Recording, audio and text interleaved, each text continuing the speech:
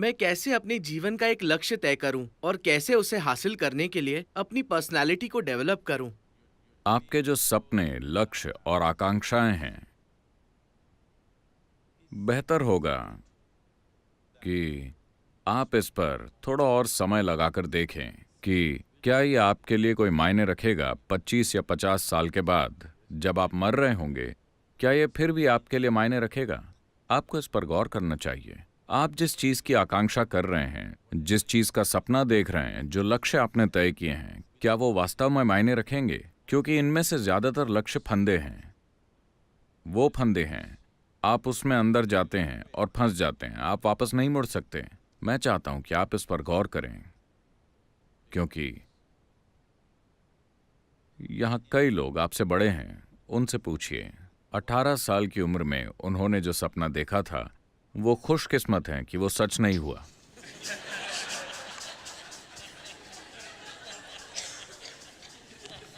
आया ना? अगर आपके जीवन में आपकी हर इच्छा और हर सपना सच हो जाता, तो क्या आप इसे सह पाते? सौभाग्य से उनमें से कई चीजें निकल गईं और कभी सच नहीं हुई, है ना? तो अच्छा होगा कि अगर आपकी उम्र का कोई भी व्यक्ति अपने जीवन के लक्ष्य तय करना चाहता है, तो अच्छा होगा कि वो अपने आसपास के सभी प्रभावों से एक ब्रेक ले लें। सामाजिक प्रभाव, परिवार के प्रभाव और दूसरे प्रभावों से अलग कहीं और चले जाएं। आश्रम इसीलिए।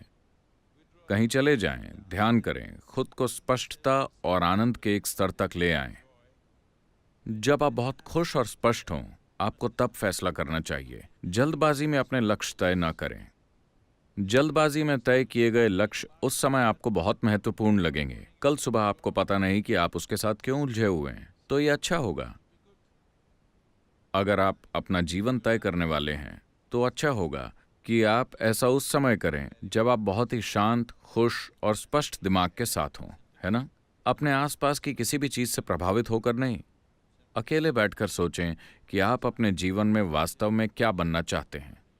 कौन सी चीज हमेशा महत्वपूर्ण होगी आपके लिए, किसी और के लिए नहीं, आपके लिए। और आपको उसके लिए पर्सनैलिटी बनाने की जरूरत नहीं है। आप उस दिशा में मेहनत कीजिए, जरूरी पर्सनैलिटी अपने आप बन जाएगी। आपको पर्सनैलिटी का मतलब समझना चाहिए। पर्सनैलिटी शब्द परसोना से बना है। परसोना का अर्थ ग्रीक भाषा में, माफ कीजिए, लैटिन में होता है मुखौटा। एक मुखौटा जिसे पुराने थिएटरों में इस्तेमाल किया जाता था। एक ही व्यक्ति कई किरदार निभाया करता था। मान लीजिए स्टेज पर रामायण चल रही है। आपको राम का किरदार भी निभाना है और सीता का भी और लक्ष्मण का भी। हर किरदार के लिए एक एक मुखौटा है। आप ये मुखौटा लगाकर राम की तरह बोलते हैं, उसे नीचे रखते हैं। ये मुखौटा लगाकर सीता की तरह बोलते हैं, उसे नीचे रखते हैं। ये वाला लगाकर हनुमान की तरह बोलते हैं और फिर नीचे रखते हैं। नाटक इसी तरह किए जाते थे। तो इन मुखौटों को ही परसोना कहा जाता था। तो पर्सनैलिटी का मतलब है कि आपने एक मुखौटा लगाया और वो मुखौटा आपके चेहरे से चिपक गया। आप उसे निकाल नहीं पा रहे। इसका मतलब है कि आपकी एक पर्सनैलिटी है। पर्सनैलिटी ऐसी चीज है जिसे लोग डेवलप करने की कोशिश करते हैं, क्योंकि उन्हें अपने जीव का कोई एहसास नहीं होता। असली चीज के बजाय आप एक नकली चीज को मजबूत बनाने की कोशिश कर रहे हैं। अगर आप अपने जीव के साथ संपर्क में हैं, तो आपको पर्सनैलिटी क्यों चाहिए? इसकी कोई जरूरत नहीं है। आप अलग अलग जगहों पर अलग अलग पर्सनैलिटी रख सकते हैं। आप पहले से ऐसे हैं या एक ही पर्सनैलिटी के साथ अटक गए हैं? कुछ लोग अटक गए हैं। साधारण दिमाग के लोगों की सिर्फ एक पर्सनैलिटी होती है। दूसरे लोगों की जीवन के अलग अलग क्षेत्रों में अलग अलग पर्सनैलिटी होती है ना? अगर आपने मुझे 1999 से पहले देखा होता, यानी ध्यानलिंग की प्राण प्रतिष्ठा से पहले, तो मैं एक बिल्कुल अलग तरह का व्यक्ति था। ठीक है? इस हद तक कि मेरे बारे में हर चीज अलग थी। उससे पहले भी ऐसी चीजें हुई थीं जो मेरे काबू में नहीं थीं, मगर ये जानबूझकर किया गया था। उस समय मेरा दिमाग सिर्फ एक ही मकसद पर केंद्रित था। मैं एक तरीके से हुआ करता था। मुझे नहीं लगा था कि मैं उसके बाद जीवित रहूंगा, मगर किसी न किसी तरह चीजें होती गईं। फिर मैंने सोचा अब काम पूरा हो गया है, अब मैं अपनी पर्सनैलिटी को पूरी तरह बदल लेता हूं। उस मकसद के लिए मैंने एक खास तरह की पर्सनैलिटी अपना रखी थी, और अब जब वो पूरा हो चुका है मैंने सोचा कि उसे बदल लेते हैं। मैंने अपने करीबी लोगों से कहा मैं अपनी पर्सनैलिटी बदलने जा रहा हूं, हैरान मत होना, मैं अभी भी वही बंदा हूं। उन्होंने कहा कोई बात नहीं वगैरह वगैरह। मैंने कहा बस मेरे साथ बने रहना, क्योंकि मेरे बारे में हर चीज़ बदल जाएगी। जिस तरह मैं काम करता हूँ, बोलता हूँ, कपड़े पहनता हूँ, जिस तरह हर चीज़ करता हूँ वो बदल जाएगा। उन्होंने कहा कोई बात नहीं, हम आपको जानते हैं, आपसे प्यार करते हैं। मैंने कहा लेकिन मुझे कस के पकड़े रहना, क्योंकि जब चीज़ें बदलती हैं तो लोग अलग हो जाते हैं। बहुत से लोग अलग हो गए क्योंकि उन्हें विश्वास नहीं हो रहा था। जिस व्यक्ति को वो जानते थे वो कहाँ गया? वो व्यक्ति बस गायब हो गया। You know, ये एक नया व्यक्ति है। वो इस नए व्यक्ति के साथ पहचान नहीं जोड़ पा रहे थे। मैंने उन्हें बताकर खुद को बदला, इसके बावजूद वो अलग हो गए। कई सारे लोग जो मुझे बहुत प्रिय थे और मेरे बहुत करीब थे, वो छोड़कर चले गए क्योंकि मैं नाटकीय तरीके से बदल गया। और मैंने उन्हें बताया था कि मैं बदलने जा रहा हूँ, क्योंकि काम का एक चरण पूरा हो चुका है। अब मेरी पर्सनैलिटी को बदलने का समय था। मैं जैसा दिखता हूँ, जैसे कपड़े पहनता हूँ, जैसे बोलता हूँ, मैं जैसा हूँ, मेरे बारे में हर चीज़, यहाँ तक कि मैंने अपनी पसंद का खाना भी बदल दिया।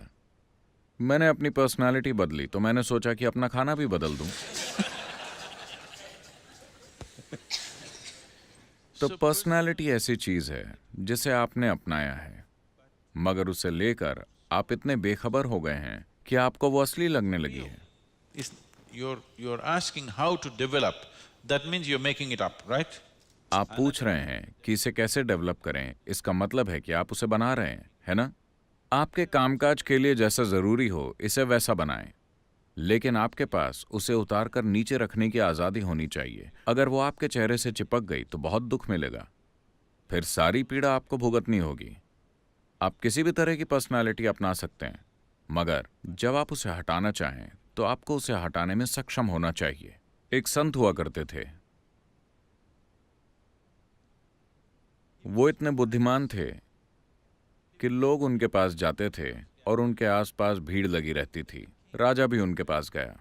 उसे लगा कि इतने बुद्धिमान व्यक्ति को उसके दरबार में होना चाहिए। तो उसने संत से कहा, आपको मेरा मुख्यमंत्री बन जाना चाहिए, क्योंकि आपके जैसे बुद्धिमान व्यक्ति को पेड़ के नीचे बैठकर अपनी बुद्धि व्यर्थ नहीं करनी चाहिए। आपको लोगों के काम आना चाहिए। संत ने कहा, ठीक है, मगर मेरी एक शर्त है। आपको अपने महल में मुझे एक कमरा देना होगा जहां मैं हर दिन 1 घंटा बिताऊंगा। आप कभी उस कमरे में नहीं आएंगे, कभी नहीं पूछेंगे कि ऐसा क्यों है, कभी उसमें जबरदस्ती नहीं घुसेंगे, कुछ नहीं। उस कमरे में आप, आपके नौकर, आपके गुप्तचर, कोई नहीं आ सकता।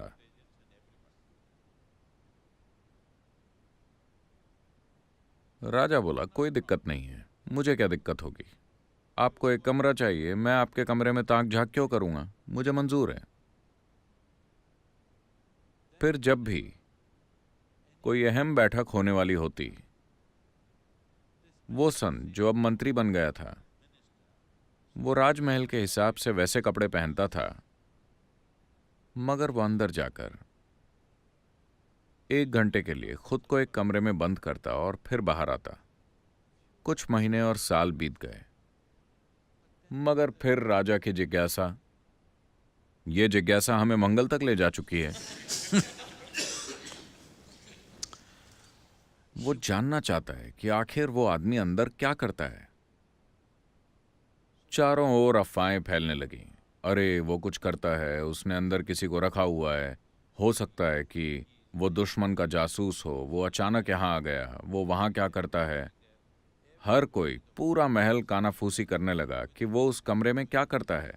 हर कोई उस कमरे में झांकना चाहता है, मगर हमेशा ताला लगा रहता है। वो आदमी अंदर जाता है, थोड़ा समय बिताकर बाहर आता है, खास तौर पर अगर कोई महत्वपूर्ण काम होना है, वो अंदर चले जाता है। हर तरह की अफवाहें उड़ी। तो एक दिन राजा से रहा नहीं गया। राजा ने उस आदमी से पूछा, मैं देखना चाहता हूं कि उस कमरे में क्या है। उसने कहा, आपने मुझसे एक वादा किया था, अगर आप वादा तोड़ते हैं तो मैं चला जाऊंगा। राजा ने खुद पर काबू किया। वो उन्हें खोना नहीं चाहता, वो बहुत बुद्धिमान है। और फिर उसके दूसरे दरबारी उसके कान भरने लगे, आप कुछ क्यों नहीं करते, पता नहीं अंदर क्या चल रहा है, कुछ खतरनाक हो सकता है, ये हो सकता है, वो हो सकता है। एक दिन जब वो नहीं थे, उन्होंने दरवाजा तोड़ा और अंदर चले गए। उन्होंने चारों ओर देखा, कमरा खाली था, कोई फर्नीचर या कुछ भी नहीं, बस खाली कमरा। उन्हें कुछ नहीं मिला। वो यहां क्या करता है? फिर एक कोने में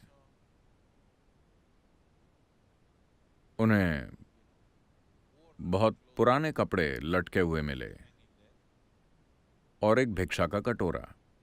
उन्होंने पास जाकर देखा। उन्हें समझ नहीं आ रहा था कि ये क्या है। फिर वो अंदर आए और बोले, तो देख लिया आपने? राजा ने पूछा, आप यहां क्या करते हैं? वो बोले, जब भी मुझे कोई अहम फैसला करना होता है, मैं यहां आता हूं, अपने पुराने कपड़े पहनता हूं और भिक्षा का कटोरा लेकर बैठता हूं, ताकि मैं साफ साफ मैं महल की सारी चीजों में फंसना नहीं चाहता। मैं अपनी समझ को खोना नहीं चाहता इन कपड़ों और इन गहनों और बाकी चीजों में। तो मैं यहां आता हूं, ये कपड़े पहनकर अपना कटोरा लेकर बैठता हूं, फैसला करता हूं और बाहर आता हूं। मगर आपने वादा तोड़ दिया है। और वो चले गए।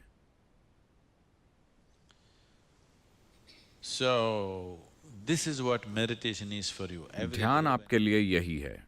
हर दिन जब आप बैठते हैं, आप खुद को निर्वस्त्र कर लें। आपको इसके लिए कुछ नहीं करना है। बस जब आप यहां बैठें, देखिए, कोई भी चीज जो बनाई गई होती है, उसे लगातार आपकी मदद की जरूरत होती है ना? मान लीजिए अगर आप एक झूठ बोलते हैं, उसे बनाए रखने के लिए लगातार आपकी मदद की जरूरत है ना? लेकिन अगर कोई चीज सच है, तो आप उसे भूल भी सकते हैं, फिर भी वो मौजूद रहेगी, है ना? आपको मेरी बात समझ आई? अगर कोई चीज सच है, अगर आप उसे भूल भी जाएं, वो फिर भी मौजूद रहेगी। लेकिन अगर वो एक झूठ है, आपको उसे बनाए रखना पड़ेगा। आपकी पर्सनैलिटी एक झूठ है। आपका जीव, आपका अस्तित्व ही सच है। आपको उसे बनाए नहीं रखना है, वो वैसे भी मौजूद रहेगा। आप समाज के लिए जो रूप रचते हैं, समाज में काम करने के लिए आपको एक तरह के मेकअप की जरूरत पड़ती है। आपको उसे उतारने में सक्षम होना चाहिए। अगर आप सोने जाते हैं पूरे मेकअप के साथ, तो आपके साथ कुछ गड़बड़ है।